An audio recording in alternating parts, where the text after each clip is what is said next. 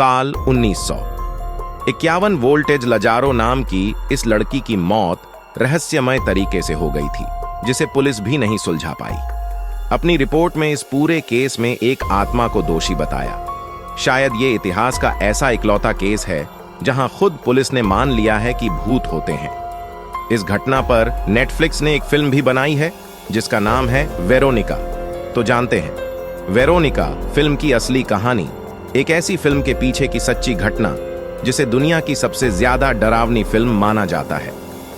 Stephen 1990 में करीब 18 साल की थी और उसने कॉलेज जाना शुरू ही किया था, और कॉलेज जाने के साथ साथ उसके बर्ताव में बड़े अजीब से चेंज आने लगे। उसके परिवार में कुल 5 लोग थे, उसके माँ बाप और 2 भाई बहन। पूरा नाम स्टीफन लजारो है। यह मैड्रिड में रहने वाली थी। स्टेफी ने कुछ अजीब सा ही बर्ताव करने लगी थी। वो अपने भाई को देखकर घूरने लगी थी, उस पर अटैक करती थी। कभी कभी तो ऐसा लगता था कि वो उसकी जान लेने की कोशिश कर रही है। वह जिस अपार्टमेंट में रहते थे उसकी दीवारें लकड़ी की बनी हुई थीं। स्टफीना अपने नाखूनों से उन लकड़ी की दीवारों को नोचती रहती थी, इससे उसके भी नाखून टूट जाते और उसके हाथ घायल हो जाते थे। स्टीफन बहुत अजीब अजीब हरकतें करने लगी थी।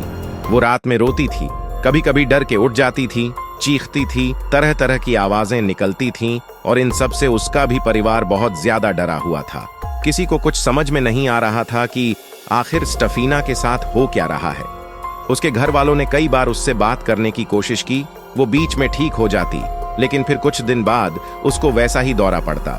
उसके परिवार वालों ने स्टीफन को कई डॉक्टरों के पास भी दिखाया है, लेकिन किसी तरह की कोई बीमारी पकड़ में नहीं आई। हालांकि वो लोग थोड़े धार्मिक थे, तो उन्होंने स्टीफन को फादर्स को भी दिखाया, लेकिन फादर भी कोई समाधान या कोई सॉल्यूशन नहीं दे पाए।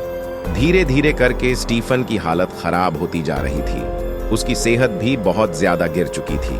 घर वालों को भी समझ में नहीं आया कि चल क्या रहा है। उन्होंने जब स्टफीना के कमरे की जांच की तो पता चला कि वो काले जादू की प्रैक्टिस करना सीख रही थी। उसके रूम में उन्हें काले जादू से रिलेटेड कई सारी किताबें मिली। उनको पता चला कि वही जो बोर्ड का उसे करके वो आत्माओं से बात करती थी। स्टेफनी ने उन लोगों से बात करते समय कुछ अजीब अजीब चीजों के बारे में बताया, कुछ अजीब मानवीय रूपों के बारे में बताया, कुछ ऐसी आकृतियों, कुछ ऐसे साया जो रात में उससे मिलने के लिए आते थे। उनके चेहरे नहीं होते थे और वो काले रंग का एक लवाद पहने हुए रहते थे। स्टीफन ने कहा कि यह सारे उसे अपने साथ चलने के लिए बोलते थे। स्टफीना के माता पिता उसको अलग अलग अस्पतालों में ले गए, लेकिन उसकी बीमारी के बारे में कोई सॉल्यूशन मिला ही नहीं। इन सब घटनाओं को करीब 6 महीने बीत चुके थे। 13 जुलाई 1991 को स्टफीना ने अपनी बहन मारिया नीला पर हिंसक रूप से हमला किया, और उसके अगले दिन 14 जुलाई को उसको एक अजीब सा दौरा पड़ा, जिसके बाद वो कोमा में चली गई। उसके माता पिता तुरंत उसको हॉस्पिटल लेकर गए, जहां पर करीब 3 हफ्ते तक उसको रखा गया। डॉक्टरों ने उसे ऑब्जर्वेशन में रखा, उसकी पूरी जांच की, साइकेट्रिस्ट ने भी उसको चेक किया, लेकिन कोई बीमारी पकड़ में नहीं आई। सब कुछ ठीक चल रहा था। हॉस्पिटल में उसे किसी तरीके का कोई दौरा नहीं पड़ा। उसके माँ बाप भी खुश थे कि शायद ठीक हो गई है, लेकिन तभी अचानक एक दिन उसकी मौत हो गई। डॉक्टरों ने उसकी पोस्टमार्टम रिपोर्ट में उसकी मौत की वजह को अचानक और संदिग्ध मौत बताया, और डॉक्टर्स खुद भी उसकी हॉस्पिटल में हुई मौत का रीजन नहीं बता पाए। लेकिन स्टफीना की मौत के बाद तो घटनाएं और भी ज्यादा बढ़ गई। पैरानॉर्मल एक्टिविटीज होने लगी। जिस कमरे में स्टफीना रहती थी वहां से रात में चीखने की आवाज आती थी। रात के समय ठंडी हवाएं चलती थीं। उसे कमरे के अंदर उसके माँ बाप ने किसी को वहां पर दीवार पार करते हुए देखा। चीजों का टूट जाना, कांच की चीजों का टूटकर बिखर जाना, दरवाजा का अपने आप खुलना और बंद होना, ये सारी घटनाएं तो उनके घर में आम हो चुकी थीं। मतलब उनका घर नहीं, भूतिया घर बन चुका था।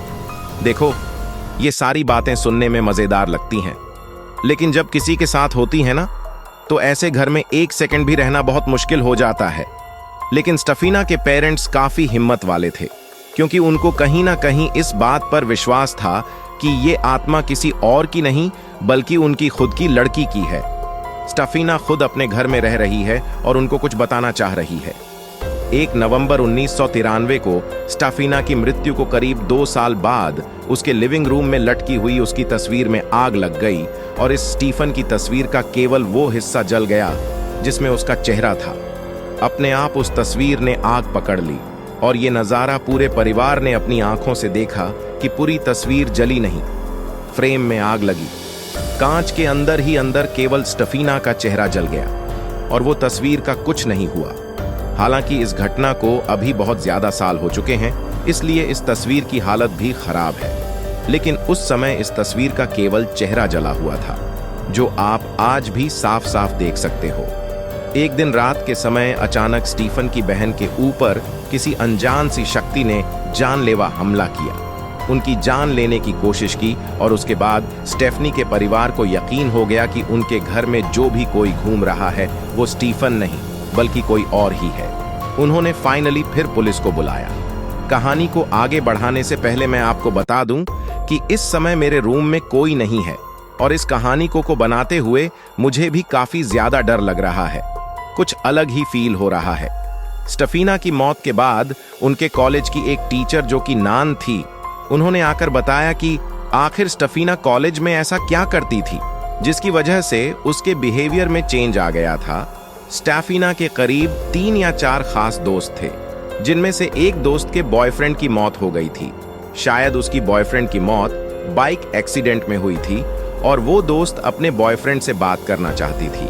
उसको पता था कि स्टेफिना काले जादू की प्रैक्टिस करती है, वो ही उसके थ्रू उसके बॉयफ्रेंड से बात करवा सकती है। और एक दिन ये सभी दोस्त मिलकर यही प्रैक्टिस कर रहे थे, लेकिन तभी किसी टीचर ने उन्हें ये करते देख लिया और उनको वहां से हटा दिया।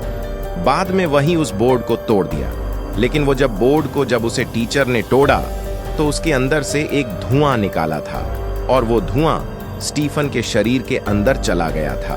और ये घटना होते हुए स्टेफिना के दोस्तों ने देखी थी।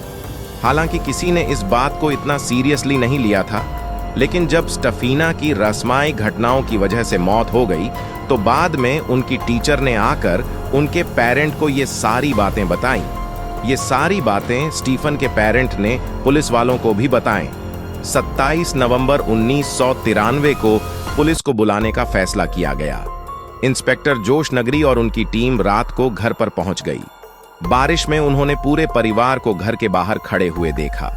कुछ लोग घर के अंदर इंस्पेक्शन करने गए और बाकी लोगों ने उनसे पूरी घटना की जानकारी ली। पुलिस ने अंदर जाकर देखा तो स्टीफन के रूम में जो जीसस की तस्वीर लगी थी वो अपने आप घूमकर उल्टी हो गई और ये किसी मूवी का सीन नहीं, ये खुद पुलिस की रिपोर्ट में मेंशन किया गया है। उनके सामने ही उस बेड पर जब छोटा भाई बैठा तो वो अपने आप हवा में उड़ गया। और भी बहुत सारी डरावनी पैरानॉर्मल एक्टिविटी हुई स्टेफिना के रूम में। और ये सब देखने के बाद पुलिस ने खुद फैसला किया कि इन सारी घटनाओं के पीछे कोई इंसान नहीं है, कोई ऐसा शख्स नहीं है जो इन लोगों को घर छोड़कर जाने के लिए डरा रहा है, बल्कि इसके पीछे वाकई में कोई दूसरी शक्ति है। पुलिस वालों ने खुद अपनी रिपोर्ट में इन सारी चीजों को मेंशन किया और स्टेफिना के परिवार को यह सजेशन दिया कि आप इस घर को छोड़कर चले जाइए। हालांकि इन सारी घटनाओं के बाद ये पूरा परिवार इतना ज्यादा परेशान हो चुका था कि वो खुद घर छोड़कर जाना चाहते थे। और अच्छी बात यह है कि उन्होंने जब घर छोड़ा तो उसके बाद उनके साथ ऐसी कोई भी घटना नहीं घटी। तो ये थी स्टेफिना की पूरी कहानी, जिसके ऊपर फिल्म बनी है, जो दुनिया की सबसे ज्यादा डरावनी फिल्म है। ऐसा कहा जाता है कि अगर ये फिल्म 100 लोगों को दिखाते हैं तो उसमें से केवल 2 या 3 लोग ही पूरी देख पाते हैं। इस फिल्म को देखते समय कई लोगों की हार्ट अटैक से मौत भी हो चुकी है। तो बहुत सारे YouTube वीडियो पर आपको वेरोनिका की ओरिजिनल कहानी के नाम पर केवल फिल्म की कहानी सुनने को मिलती है। आज मैंने आपको जो कहानी बताई वो 100% सच है और ये मानव इतिहास की शायद पहली और इकलौती ऐसी घटना है जहां पर खुद पूरे इंस्पेक्शन के बाद पुलिस ने भी मान लिया था कि ऐसी कोई चीज है जो उनकी समझ से बाहर है। कोई ऐसी काली शक्ति है जिसने आपको कई सालों तक स्टेफिना के परिवार को परेशान किया और वही उसकी मौत की वजह बनी। गुरुतिस हाउस आज भी बंद पड़ा है, वीरान है, वहां पर किसी को भी जाने की इजाजत नहीं है और वैसे भी ऐसी जगह पर कौन जाना चाहेगा।